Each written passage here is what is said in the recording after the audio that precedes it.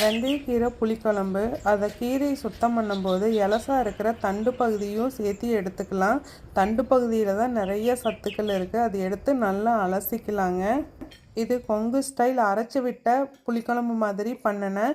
கொஞ்சமாக ஆயில் விட்டு அதில் சின்ன வெங்காயம், வரமிளகாய், 1 ஸ்பூன் அளவுக்கு கடலைப்பருப்பு, கொஞ்சமாக தேங்காய், மல்லித்தூள் இதெல்லாம் போட்டு நல்லா வதக்கி அரைச்சி நம்ம கல் சட்டியில் செய்யும்போது அது நல்லா கொதித்து வரும்போது உப்பையும் புளியும் சேர்த்து அதை தனியாக வேக விட்டுறலாங்க.